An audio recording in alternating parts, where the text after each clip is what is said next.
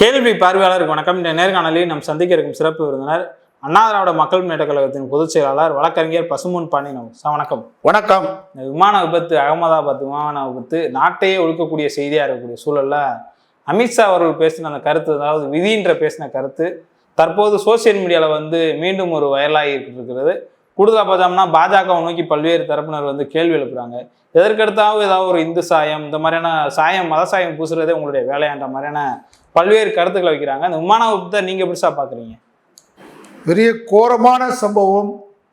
மனித இதயம் படைத்த அனைவருடைய நெஞ்சை பதபதைக்கின்ற வகையிலே இந்த சம்பவம் பெரிய சோகத்தை ஆழ்த்தியிருக்கிறது. பொதுவாக விபத்து என்று சொன்னாலே அது சாதாரண பைக் விபத்தாக இருந்தாலும் சரி, அல்லது கார் விபத்து, தொடர் வண்டி ரயில் விபத்து, கப்பல் மோதி விபத்து வந்திருக்கு. அன்றாடம் தினசரி போக்குவரத்தில் விபத்துகள் மகிழுந்து கார்களில் ஏற்படுது. அதில் கூட தப்பிச்சுறாங்க. கப்பல் உராய்வில் கூட, உரசலில் கூட, மோதலில் கூட தப்பிச்சுறாங்க. இப்போ கூட கேரளாவில் ஒரு கப்பல் மோதி நடுக்கடலுக்கு இழுத்துக்கிட்டு இருக்கிறாங்க. ஆனால் அந்த விமான விபத்துன்றது மிகப்பெரிய ஒரு சோகமான சூழ்நிலையை தான் உருவாக்கியிருக்கு. விபத்து ஏற்படுது. அண்மையில் கூட மங்களூரில் ஒரு பெரிய விபத்து ஏற்பட்டு 156 எண்ணிக்கை, அந்த அடிப்படையில் இறந்திருக்கிறதாக ஒரு செய்தி. பெரும் தலைவர்கள்லாம் சார் ஏடி பன்னீர்செல்வம் லண்டனுக்கு போகும்போது இறந்த சம்பவங்கள் பார்த்துருக்கோம். பெரும் தலைவர்கள் இறந்திருக்காங்க. நடிகை சௌந்தர்யா விமான விபத்தில் இறந்தாங்க. நம்முடைய ஆந்திரா மாநிலத்துடைய முன்னாள் முதலமைச்சர் ராஜசேகர் ரெட்டி அவர்கள் இறந்தாங்க. சஞ்சய் காந்தி அவர்கள் விமானத்தில் சாகசம் பண்ணி இறந்தார். இதை விட இன்னைக்கு மிகப்பெரிய சம்பவம், ஒவ்வொருடைய வாழ்க்கையை அங்கே போனவங்களுடைய பற்றி ஒருத்தர் மனைவிக்கு இறுதிச் சடங்கு செய்துட்டு அங்கே 2 குழந்தைகள் லண்டனில் விட்டு அந்த குழந்தைகளை பார்க்கறதுக்காக போனவருடைய செய்திலாம் பார்க்கும்போது நெஞ்சை உருக்குகின்ற ஒரு பெரிய சோகமான செய்தியைத்தான் நாம் பார்க்க வேண்டியிருக்கு. விமான விபத்து குறித்து பல்வேறு விதமான ஒரு கருப்பு பெட்டி ஒன்று இருக்கும். அந்த கருப்பு பெட்டி கிடைச்சாதான் உங்களது விமான விபத்து எப்படி ஏற்பட்டது அப்படின்றத சொல்லுவது இயற்கை. சில விபத்தில் கூட கருப்பு பெட்டி கிடைக்காதுங்க. கிடைச்சி யுஎஸ்ஏக்கு இந்த பெட்டி ஆய்வுக்கு போயிருக்கிறதாக செய்திகள் வந்து கொண்டிருக்கிறது. மலேசியாவில் ஏற்பட்ட ஒரு விமான விபத்தில் கூட கருப்பு பெட்டியே கிடைக்கல.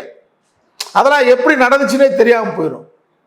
இப்போ நீங்கள் இதில் பார்த்தீங்கன்னு சொன்னால், இப்போ இந்த விமான ஆய்வு செய்யக்கூடிய அறிஞர்கள் என்ன சொல்கிறாங்க அப்படின்னு கேட்டால், அந்த விபத்து எப்படி ஏற்பட்டிருக்கும், கருப்பு பெட்டி வரப்போகுது, அவர் உண்மையில் வரப்போகுது. ஆனால் சில நிபுணர்கள் இது குறித்து என்ன சொல்கிறாங்கன்னு கேட்டால் 5 சந்தேகங்கள் ஏற்படுத்துகிறாங்க.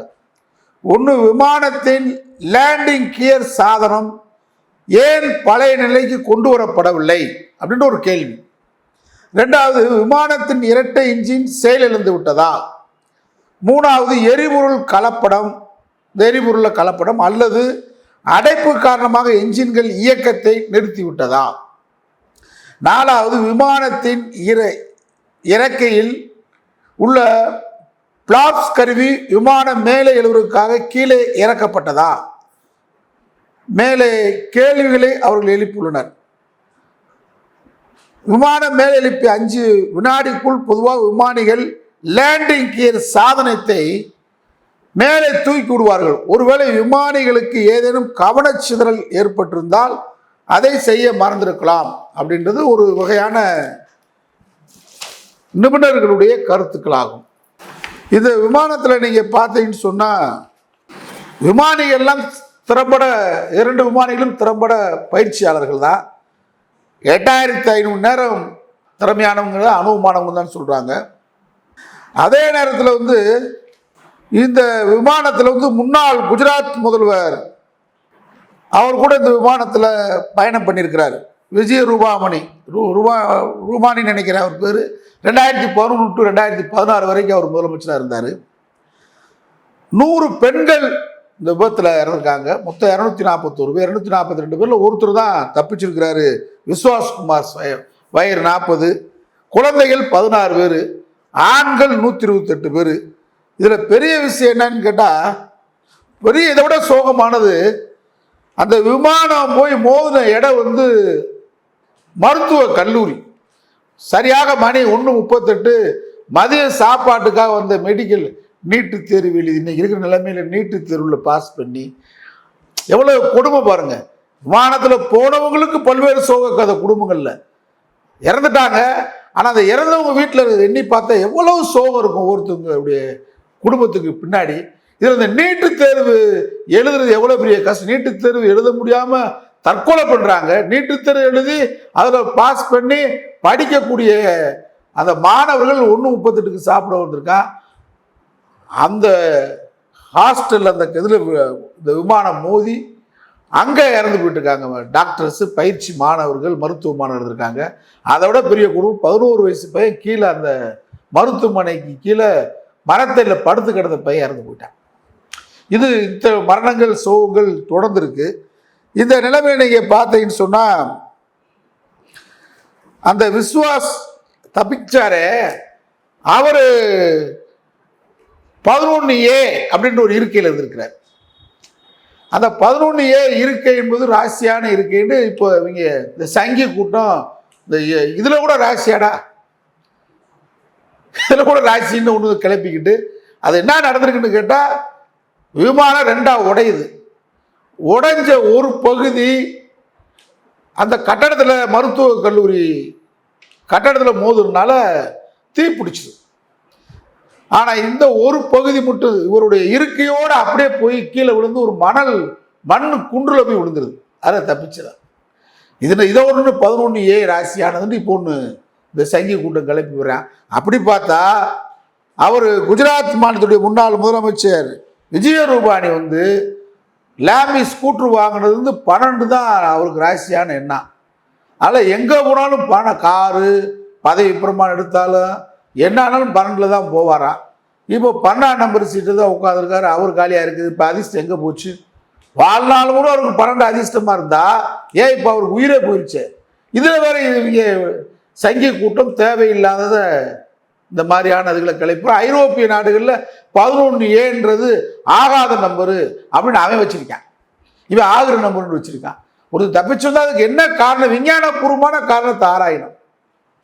நீங்கள் இந்த சோகமான நிலைமைகளை பார்த்தீங்கன்னா, இந்த விமானம் வந்து ஏர் இந்தியா அரசுக்கு சொந்தமான விமானம்.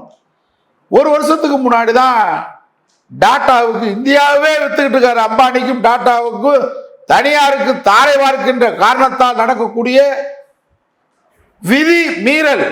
ஆனா மானங்கட்ட அமித்ஷா இறந்தவர்களுக்கு விதி வந்துருச்சுன்னு சொல்ற. மகா கும்பமேளா நடத்தினையே, அதுல இறந்தாங்களே, அது விதியா? நான் கேட்கிறேன். ஐயப்பன் கோளுக்கு போறா இறக்குறா, விதியா? பக்தர்கள் பாதசாரியா நடந்து போறா, பழனிக்கு போறா, திருச்செந்தூர் போறா, விபத்து ஏற்பட்டுருது, விதியா? விதி மீறல் நடக்குது. இந்த விமான விபத்துக்கு என்ன காரணம்? இந்த விமானம் 2024 இருந்து 11 மாதம் இயக்கப்படாத விமானம். இதை பேசுங்க. ஏற்கனவே சொன்னதுன்னா அந்த விமானத்தில் கூடிய கோளாறுகள், அந்த அங்க இருக்கக்கூடிய அந்த இன்ஜின் மற்ற விவரங்களை அவங்க சொல்றாங்க. ஆனா இப்ப நம்ம மாதிரி ஆளுக்கு என்ன தகவல் கிடைக்குன்னு கேட்டா, டாட்டாவுக்கு இதை விற்கும் போது இந்த விமானம் 11 மாசம் பயணமே செய்யாம நிறுத்தி வைக்கப்பட்ட விமானம். அது மட்டும் இல்ல, இந்த விமானம் டெல்லியில இருந்து ஒருத்தர் போட்டிருக்காரு, வாய்ஸ் மெசேஜ் போட்டிருக்கிறாரு, வீடியோ வெளியிட்டு இருக்கிறார் ஒரு பயணி. இது டெல்லியில இருந்து அகமதாபாத் வந்திருக்கு. டெல்லியில இருந்து வரும்போதே இந்த விமானத்தில் வந்து ஏசி சரியா ஒர்க் ஆகலை. அங்கே கூட திரை இருக்கும் பார்த்தீங்களா, அந்த வாய்ஸ் மெயில், அது சரியா ஒர்க் ஆகலை அப்படின்றத அவர் அங்கிருந்தே புகாரை தெரிவித்திருக்கிறார் ஒரு பயணி. அவர் டெல்லியிலிருந்து அகமதாபாத்தில் இறங்கிறார். இப்போ நீங்க இந்த விமான புறப்படுவதற்கு முன்பாக ஒரு 11 வகையான செக்அப் பண்ணணும். இன்ஜின் செக்கப்பு, அதுக்கு ஒயிட் பெட்ரோல், அது சமமான பங்கு, அது சமமான எடை அளவு இருக்கணும். அந்த விமானம் பறப்புக்கான எடை அளவு பார்க்கணும். அந்த விமானம் ஓட்டி இருக்கிறாருல்ல, ஆமாங்க சார், அவரை வந்து செக் பண்ணுவாங்க. டாக்டர் வந்து செக் பண்ணி 24 மணி நேரத்துக்குள்ள அவர் ட்ரிங்க்ஸ் சாப்பிட்ருக்காரா, வேற எதுவும் மது வகைகள் அதுக்கான முழு செக்கப் கொடுத்தா அவரை வந்து அந்த பொறுப்பை ஒப்படைப்பாங்க. அவர் திறமையானவராக இருந்திருக்கிறார். ஆனால் 2 இன்ஜின் இருக்கும். அதில் 2 இன்ஜினில் ஒரு இன்ஜின் தான் ஃபெயிலியர் ஆகும். அப்படி ஒரு இன்ஜின் இருந்தால் அந்த ஒரு இன்ஜினுக்கு கீழே வந்து லேண்டிங் பண்ணிடலாம், அதுக்கு வாய்ப்பு இருக்குன்றாங்க. ஆனால் 2 இன்ஜின் ஃபெயிலியர்ன்றது பெரிய இதுவரைக்கும் நடக்காத விபத்துன்னு சொல்கிறான். இதை ஆராய்ச்சி பண்ணணும். கருப்பு பெட்டி வரப்போது ஆராய்ச்சி பண்ணும், அது வேறு. இப்போ ஒன்றிய அரசு என்ன சொல்லியிருக்கேன், இந்த ஒரு வருஷம் இந்த மெயின்டெனன்ஸ் ரிப்போர்ட் எனக்கு வேணும், இந்த ஃப்ளைட்டை வந்து எப்படி மெயின்டைன் பண்ணி ரிப்போர்ட் இப்போ கேட்குற. நீ ஒரு விபத்து நடந்ததுக்கு முன்னாடி கேட்குற. 11 மாதம் இந்த விமானம் இயங்கவே இல்லை. அப்போ எங்கே போயிருந்த ஒன்றிய விமான போக்குவரத்துறை அமைச்சர் எங்கே போயிருந்தாரு? உள்துறை அமைச்சர் எங்கே போயிருந்தாரு?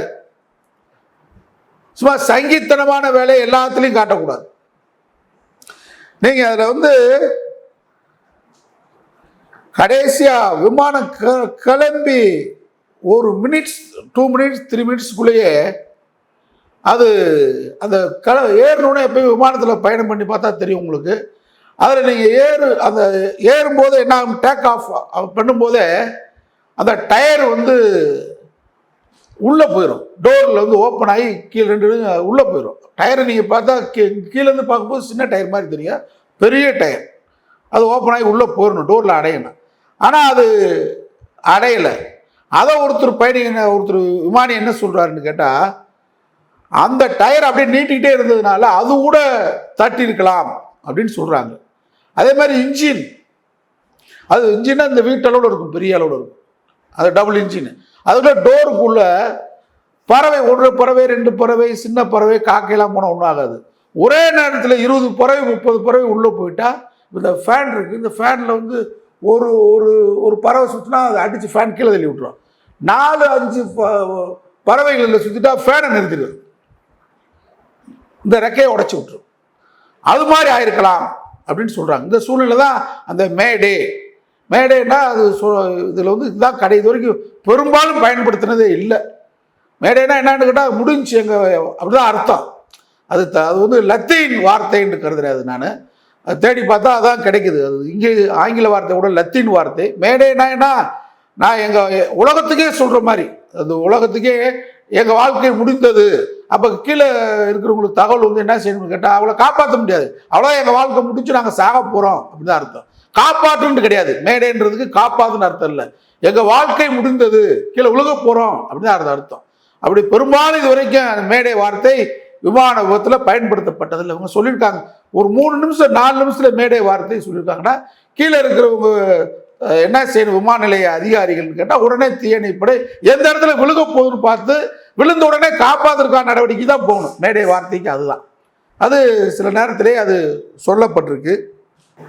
இதில் நீங்கள் இப்போ கிடைக்கிற தகவல் என்ன கிடைக்குன்னு கேட்டால், இப்போ சாதாரண ஒரு பைக் இருக்குது, பெட்ரோலில் மட்டும் பைக் போகாது, பெட்ரோல் வேணும். ஆனால் அந்த பெட்ரோலை இயக்கிறதுக்கு ஆக்சிஜன் பண்ணுறதுக்கு தான் அந்த ஃபில்டர் ஒன்று அதில் இருக்கும், அந்த ஏர் ஃபில்டர் அதுக்கு பேர்.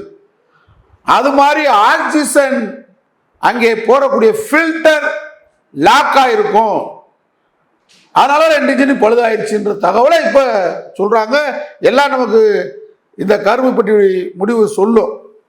அதனால் இந்த ஏர் இந்தியாவை பொறுத்தவரை என்னன்னு கேட்டால், உலகத்தில் இந்திய விமானங்கள் எங்கேயாவது விபத்துக்கு ஏற்பட்டால் நம்மை பாதுகாக்கக்கூடிய ஒரு விமானம் தான் இந்த ஏர் இந்தியா. இது லட்சணம் இப்படி இருக்கு. டாட்டாக்கு விற்றதுனால 11 மாதம் இயங்காதது, அது எப்படி அந்த ஆக்சிஜன் ஃபில்டரே உட்காகலன்னு சொல்றான். இப்போ இவ்வளவு கோளாறுகள் இருக்கு. இதையெல்லாம் விட்டுட்டு நம்ம இப்போ பாருங்க, இறந்தவங்களையே வந்து கண்டுபிடிக்க முடியல, யார் என்னன்னே கண்டுபிடிக்க முடியல. டிஎன்ஏ பரிசோதனை பண்ணி தான் கண்டுபிடிக்க. எவ்வளோ பெரிய கஷ்டமான ஒரு சூழல், சோகமான ஒரு வீட்டில் வந்து இறந்து போனவனவே உடலை கண்டுபிடிக்க முடியாத ஒரு சோகமான நிலைமையில் இருக்கும். இங்க வந்து அமித்ஷா ஒரு சங்கி விதின்னு பேசுற, விதிமுறை இவ்வளவு இருக்கு. போக்குவரத்தை, விமான போக்குவரத்தை மெயின்டைன் பண்ணுவதற்கு ஒன்றிய அரசு பட்ஜெட்ல நிதி ஒதுக்குறீங்க. அந்த நிதி என்ன செய்றீங்க? விமான போக்குவரத்து ராஜினாமா பண்ணிருக்க வேண்டாமா? அரியலூர் ரயில் விபத்துல லால் பகதூர் சாஸ்திரியும் ஓவி அழகேசன் துணை இணையமைச்சர் அந்த ரெண்டும் ராஜினாமா பண்ணாங்க ரயில் விபத்துக்கு பொறுப்பேற்றுக் கொண்டு. மானங்கட்ட சங்கி கூட்டம் விதியை பத்தி பேசுற. நீங்க இதே விமானத்துல போய் இருந்திருந்தா விதி உங்களுக்கு போயிருக்குன்னு சொல்லியிருப்பீங்களா? விதியை மதியால் வல்லுவன் தான் பகுத்தறிவாதி, விஞ்ஞானி. அதை விட்டுட்டு அமித்ஷா வந்து போய் மேலும் புண்படுத்துற. வெந்த முன்னில் வேல் பாய்ச்சுவது அமித்ஷாவுடைய பேச்சு. அனைத்து விதிமுறைகளும் மீறப்பட்டிருக்கு இல்லையா? ஒரு பெரிய எவ்வளவு பெரிய சோகமான சம்பவம் நாட்டில் நடந்திருக்கு. நீ என்ன பேசுறீங்க? பேசாத, யாருமே பேசாத மொழிய தேவபாசன்றீங்க, யாருமே பார்க்காத நதிய சரஸ்வதி நதின்றீங்க. மக்களுக்கு உதவாத ஒரு கட்சி தான் பாஜக. இன்னைக்கு என்ன மக்கள் எவ்வளவு அல்லல் பட்டு இருக்கிறான். நீ அதை தவிர்த்துட்டு அதோட இன்னைக்கு என்ன சொல்றான், இவங்க இறந்த குடும்பத்துக்கு 1 கோடி ரூபாய் டாடா நிறுவனம் அறிவிச்சிருக்கிறத பார்த்தீங்களா? பெருசா அறிவிச்சிருக்க. அப்படிலாம் ஒன்றும் கிடையாது. அதாவது மோன்ட்ரியல் மாநாட்டில், மோன்ட்ரியல் ஒரு நடந்த மாநாட்டில் ஒரு முடிவு செய்யப்பட்டது என்னன்னு கேட்டால், விமான விபத்தில் இறந்தா 1 கோடி ரூபா வழங்கப்படும் விதி. இது விமான நிறுவனம் டாடா கையிலிருந்து கொடுக்கல, காப்பீட்டிலிருந்து தான் கொடுக்குற. ஒன்றிய அரசு தனியார் நிதி வழங்கணும் பாதிக்கப்பட்ட குடும்பத்துக்கு. இது 1000 கோடி இன்சூரன்ஸ் கிளைம் பண்றாரு டாடா. அதனால இன்னும் அவர் அப்பை விட்டு காசை கொடுக்கல. எவ்வளவு பணம் கொடுத்தாலும் இன்றைக்கு அந்த குடும்பத்துடைய சோகத்தை நிவர்த்தி பண்ண முடியுமா? நீங்க அதை விட என்ன சொல்றான்னு கேட்டா, பாக்கி இப்ப நடந்துல இந்த சிந்தூர் ஆபரேஷன் சிந்தூர் கேவலப்பட்ட ஆபரேஷன். பாஜக பீகார்ல வெற்றி பெறுவதற்காக நீ நடத்தின. ஆனா அந்த சிந்தூர் ஆபரேஷனுக்கு பாகிஸ்தானுக்கு துருக்கி நாடு ஆதரவா இருந்துச்சு. இந்த விமானத்தை மெயின்டைன் பண்ணக்கூடிய கான்ட்ராக்ட் வந்து துருக்கி நாடு தான் எடுத்திருந்துச்சு. சங்கி பரப்புறான், சனாதன கூட்டம் பரப்புறான், விமானத்தை ஒழுக்கமா வச்சுக்கிறதுக்கு வக்கத்தை கூட்டுவான். சரஸ்வதி என்ற நாகரிகம் இல்லாததுக்கு பல கோடியை செலவு பண்ணி அலையிற கூட்டம். தேவபாசன் சொல்லி மொழியே இல்லாத, எழுத்து நகர் இல்லாத சமஸ்கிருதத்தை தேடி அலையிற கூட்டம். விமானத்தை ஒழுங்கா மெயின்டைன் பண்ண முடியாம விதிமுறையை மீறிட்டு இப்ப அந்த துருக்கி நாடுதான். அப்படி கிடையாது, அதே தவறான செய்தி. நீங்க அந்த சண்டை பாகிஸ்தானுக்கு இந்தியாவுக்கு சண்டை மூடுறதுக்கு, ஆபரேஷன் மூடுறதுக்கு முன்னாடி என்னாச்சுன்னு கேட்டா, இந்தியா என்ன பண்ணிட்டான்னு கேட்டா, ஏர் ஸ்பேஸ் இருக்கும், பாகிஸ்தான் விமானங்கிட்ட வர்ற மாதிரி பாதை ஏர் ஸ்பேஸ், அதை மூடிட்டான் இந்தியா.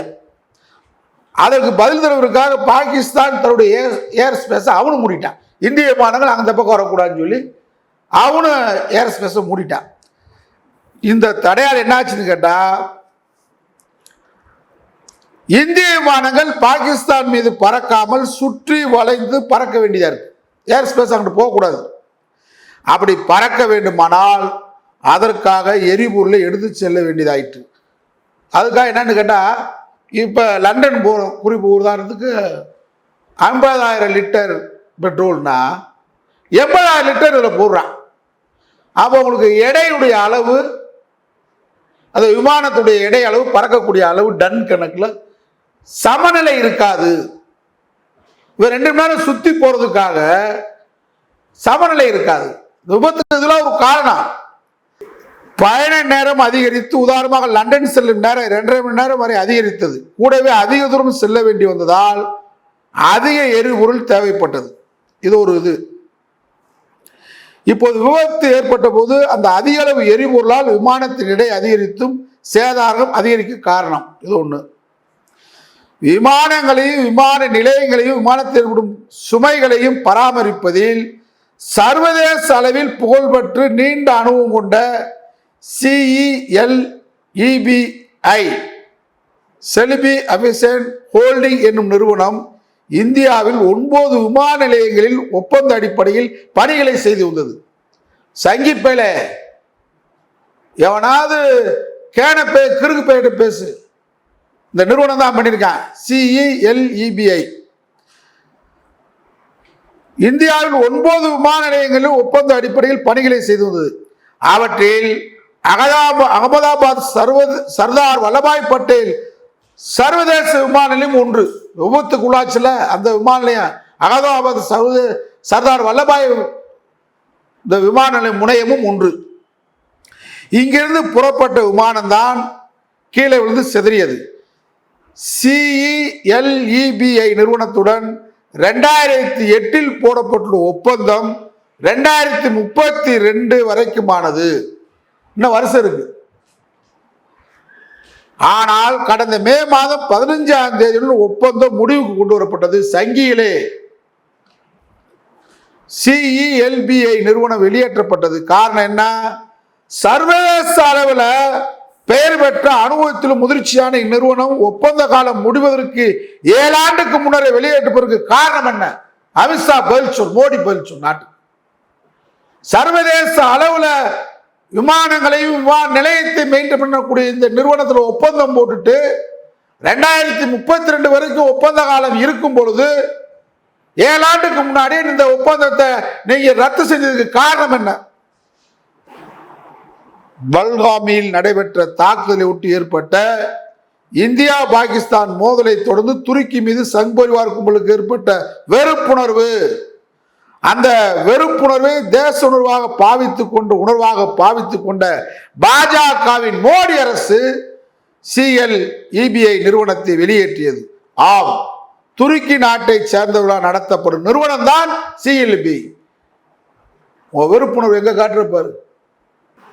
தேசப்பற்றி காரணம் காட்டி CELEBI வெளியேற்றிய மோடி அரசு அந்நிறுவனம் பார்த்து வந்த விமான நிலையங்கள் மற்றும் விமானத்தில் ஏற்படும் சரக்குகளின் எடை பராமரிப்பு பணிகளை AAHL என்னும் நிறுவனத்திடம் அதே நாளில் ஒப்படைத்தது.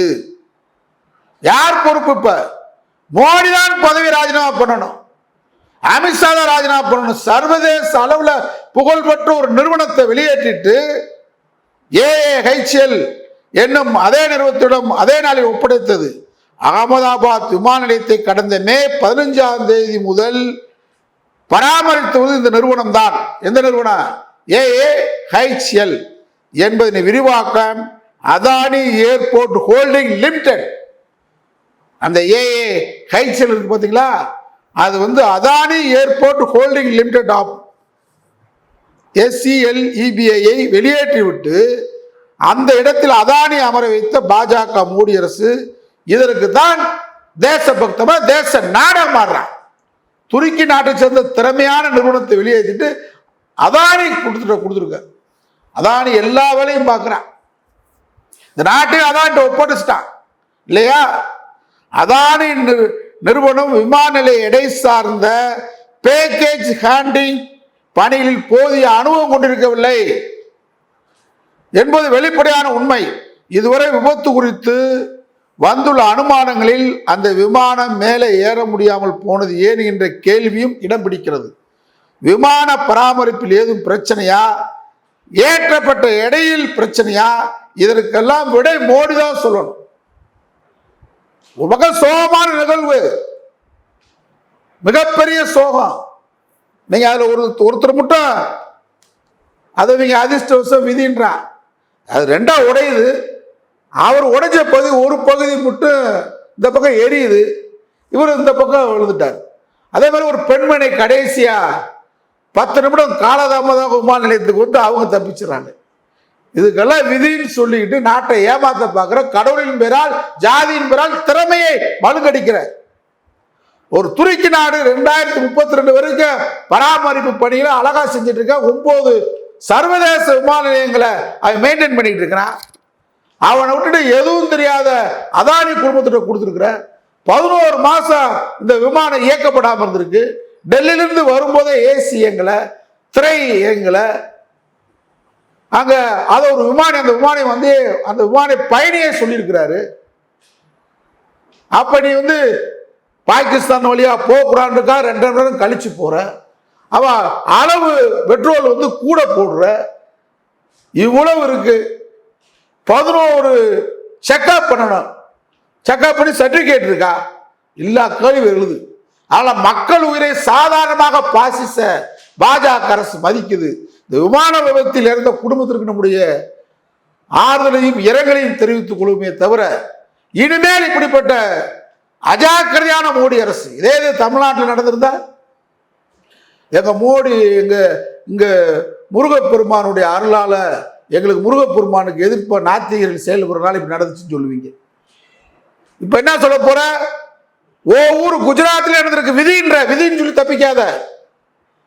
விதி மீறல்கள் நடந்திருக்கு, விமான போக்குவரத்து விதி மீறல், அனைத்து விதி மீறல்களையும் போட்டு விதியை சொல்லி விமான விபத்தை தப்பிக்க அமித்ஷா முயற்சி எடுபடாது. மக்கள் சிந்திக்க வேண்டும். நன்றி சார். நன்றி.